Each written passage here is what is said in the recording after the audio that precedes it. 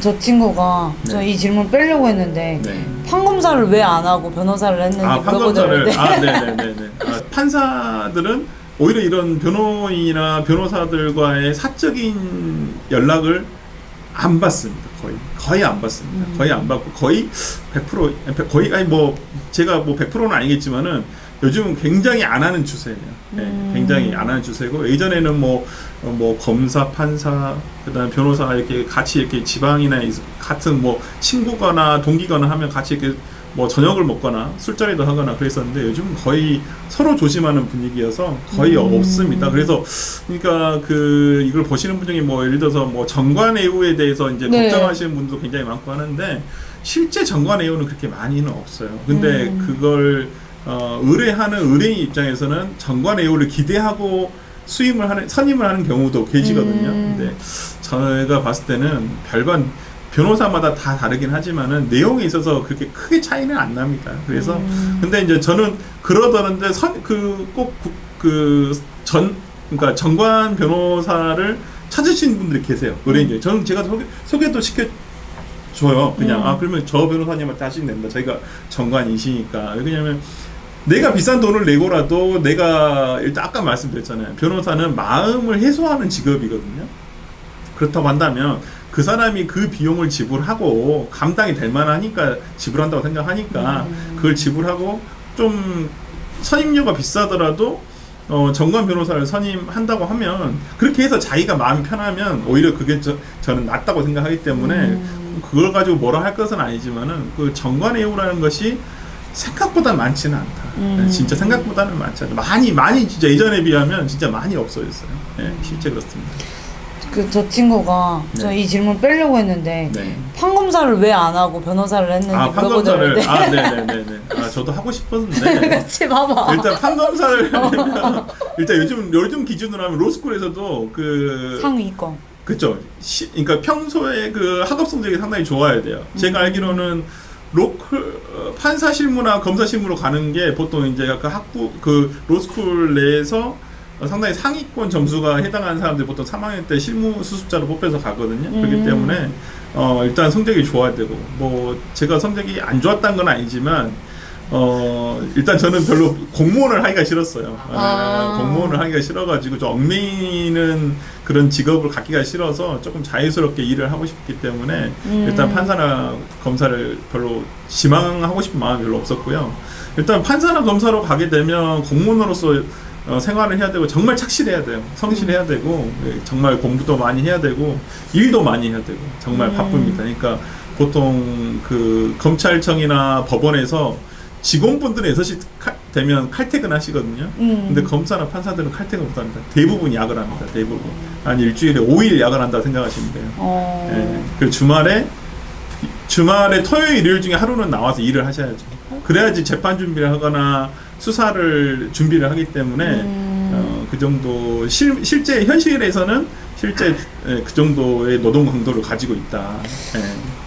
앞서서 말씀드렸던 만약에 그러면 다른 전문직들 있잖아요. 뭐 의사가 됐던 뭐 회계사나 됐던 다른 그 전문직과 비교했을 때 이 변호사라는 직업은 변호사님이 생각하실 때 어느 정도인지 뭐 내 미래 세대 뭐 자식들에게 후배들에게 추천해 주실 만한 직업이신지 그런 약간 소회를 좀 들어보고 싶은데요. 이런 얘기 변호사들끼리 정말 많이 하거든요. 네네. 이거 어떻게 나을까? 근데 저는 일단은 그러니까 각자 추구하는 삶이라든지 지향점에 따라서 다 다르다고 생각하지만은 변호사 업무로서 추천하고 싶은 것은 일단 변호사라는 업무 자체가 굉장히 그러니까 굉장히 광범위합니다. 그러니까 어떤 일이든 할 수가 있고 내가 변호사 자격증을 가지고도 예를 들어서 제 친구 같은 경우는 우리 로스쿨 동기 같은 경우는 그 친구 이제 공대를 나왔어요. 근데 변호사 자격증인데 우리가 변호사 자격증이 있으면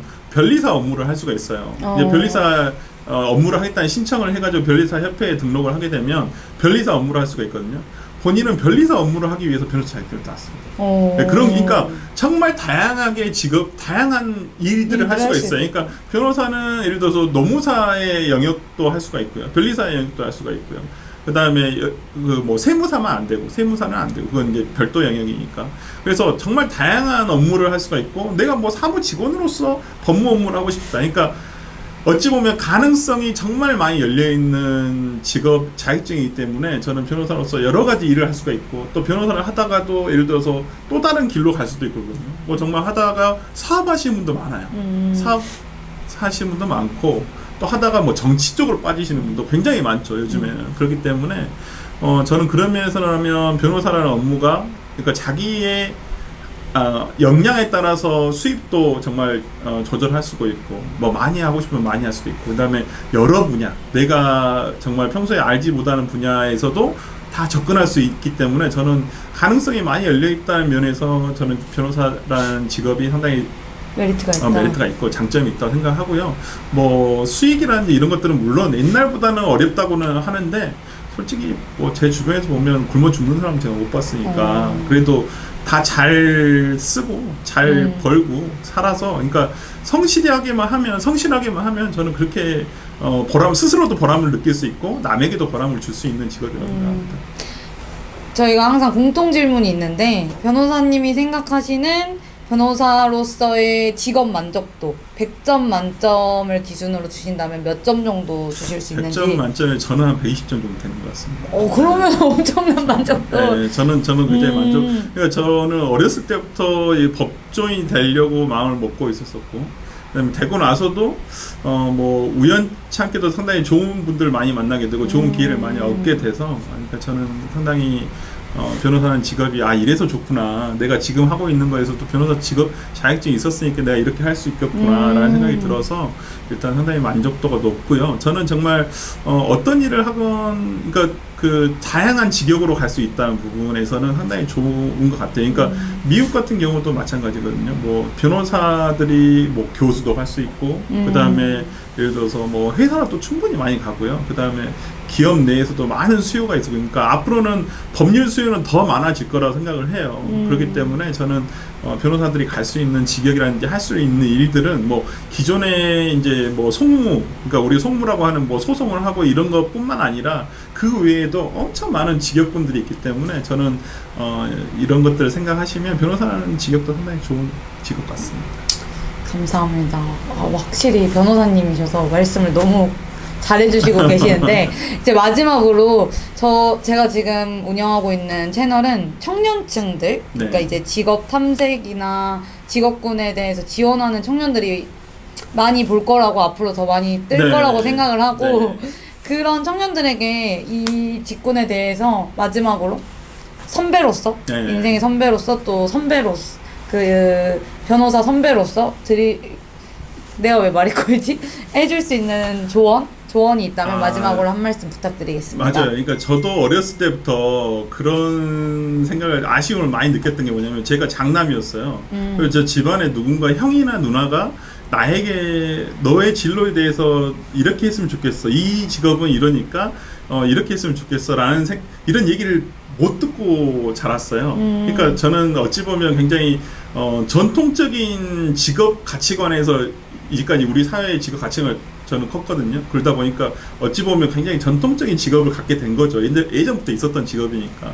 근데 누군가 저에게 어렸을 때 예를 들어서 음악이라는 세계는 이런 거야. 작곡이라는 세계는 이런 거야. 그리고 뭐 예를 들어서 기술자로서의 앞으로의 전망은 이런 거야. 이런 걸 누군가 얘기해 줬으면 내가 거기에 대해서도 한 번 더 생각을 해보고 호기심을 가졌을 수도 있었을 것 같아요. 그러니까 저는 이런 채널에서 정말 다양한 직업군에 대해서 인터뷰를 해주고 그 직업에 대해서 말씀을 해줘서 우리 청소년들, 특히나 진로를 정해야 되는 청소년들이 많이 보셔가지고 내가 이런 것을 한번 호기심을 가져보고 한번 도전을 해볼까? 그리고 내가 진로를 정하고 예를 들어서 대학에 진학을 할 때 이런 관련 전공을 한번 해볼까? 그리고 전공을 대학을 가셔서 내가 어떤 전공을 택했는데 이 전공도 좋지만은 다른 또 내 전공 말고 다른 걸 또 호기심을 가져봐서 해보면 또 좋은 것들이 충분히 있거든요. 그러니까 그 진로는 꼭 대학으로 정해지는 것도 아니고 또 대학을 가서 대학을 졸업한 다음에 정해지는 것은 아니에요. 그러니까 저는 그런 부분에서 이런 채널들이 많이 구독이 돼서 그리고 많이 보셔서 청소년들이나 아니면 진로를 정하셔야 되는 청년들이 여러 가지 정말 자기가 관심을 조금 더 가질 수 있고 또 관심을 둘 만한 어떠한 직업들을 한번 선택하는데 조금이라도 도움이 됐으면 정말 좋겠습니다. 선택의 폭을 넓힐 수 있도록 네. 다양한 직종의 네. 직군들을 만나보도록 최선을 다하겠습니다. 네. 오늘 시간 내주셔서 너무너무 감사드리고요. 지금까지 스타 변호사 설주한 변호사와 함께했습니다. 네, 감사합니다. 감사합니다.